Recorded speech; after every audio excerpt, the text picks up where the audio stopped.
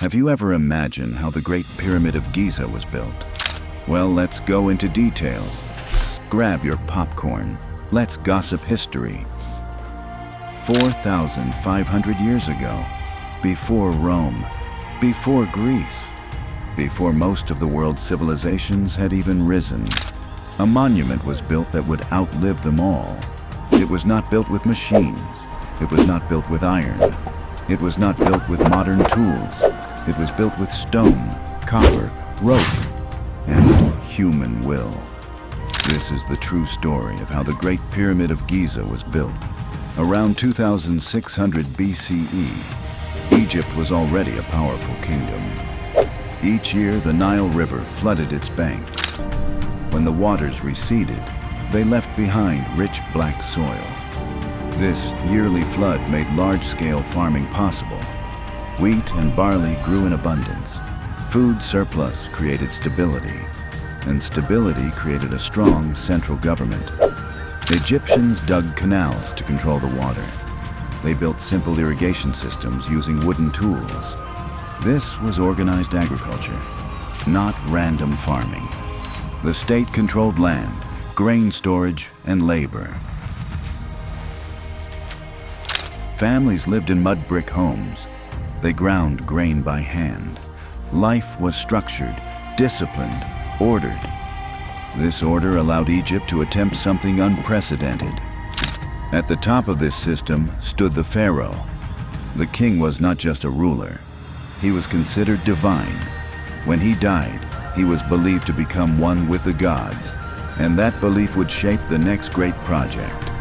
Khufu, second ruler of the 4th dynasty, came to power around 2589 BCE. He inherited wealth, organization, and experience from his father, Sneferu, a pioneer of pyramid construction.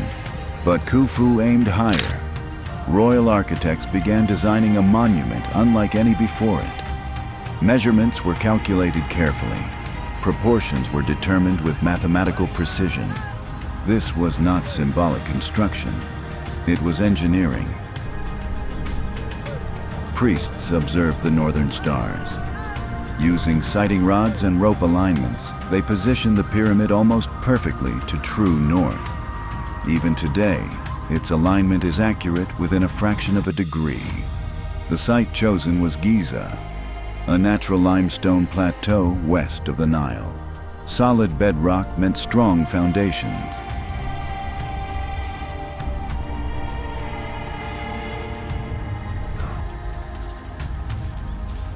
Workers leveled the bedrock using trenches filled with water to test flatness. The base was squared with remarkable precision. Each side measured roughly 230 meters. The foundation was aligned to the cardinal directions. This precision ensured structural balance for generations.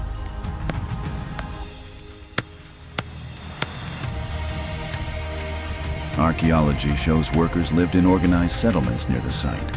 They had barracks, bakeries, and breweries. They were fed daily rations of bread and beer.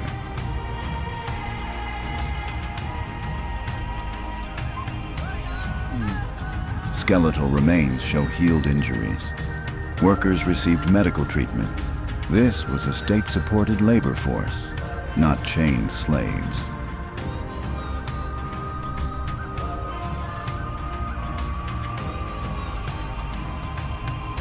During the Nile flood season, farmers worked on the pyramid. Labor rotated in teams. Organization made large-scale construction possible. Most limestone came from nearby quarries.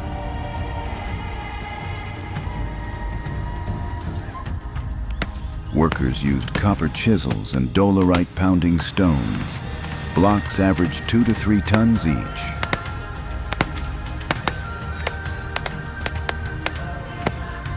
Precision reduced structural stress. Blocks were shaped carefully to ensure tight placement.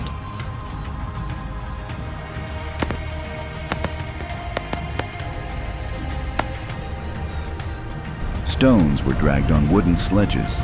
Water poured on sand reduced friction.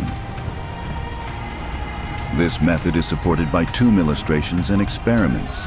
Granite for the king's chamber came from Aswan, over 800 kilometers away. Blocks weighing up to 60 tons were transported by river barge. The Nile was Egypt's transportation highway.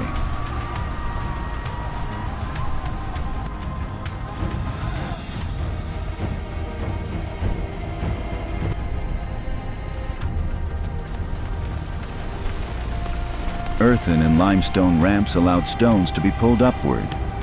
The exact ramp design is debated, but ramps were essential.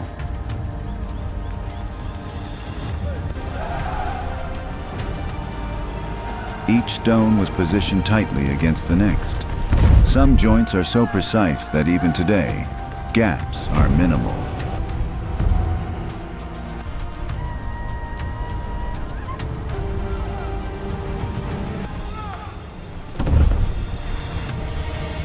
Construction likely lasted around 20 years.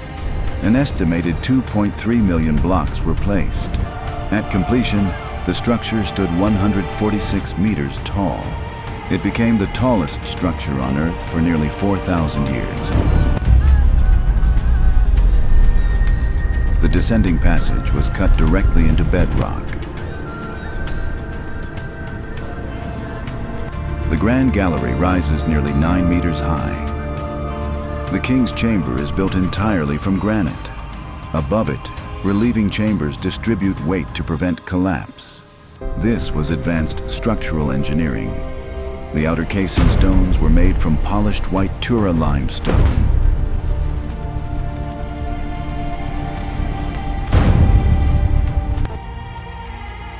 In sunlight, the pyramid would have appeared smooth and bright. At its peak sat a pyramidion, possibly covered in electrum. The monument reflected light across the desert. The pyramid was a royal tomb. It was designed to protect the pharaoh's body. It symbolized the rays of the sun. It supported the king's transformation into an eternal being. Priests brought offerings to the pyramids of Giza to sustain the pharaoh's soul in the afterlife, ensuring he remained pleased and continued to protect Egypt. These rituals, often performed in attached mortuary temples, involved providing food, drink, and clothing to honor the deceased. From 2560 BCE onward, wind erosion began shaping the surface. During the 14th century, under Mamluk rule, casing stones were removed and reused in Cairo. The smooth exterior disappeared. In 1303 CE, a powerful earthquake struck Egypt. Many outer casing stones loosened. The stepped core became visible. During the 19th century, when early archaeologists and artists were sketching, photographing, and surveying the Giza pyramids, the site was undergoing a transformation from a neglected, partially buried wonder into the subject of intense, often destructive, scientific study. The era was defined by Egyptomania, with explorers scrambling to uncover secrets, often using aggressive methods. Today, the Great Pyramid still stands. It remains the only surviving wonder of the ancient world. Not because of mystery, not because of myth, but because of planning, labor, mathematics, and human organization. It is proof that 4,500 years ago, human civilization was already capable of building eternity. Please do like and subscribe to the channel, so more history-detailed theory will be served to you.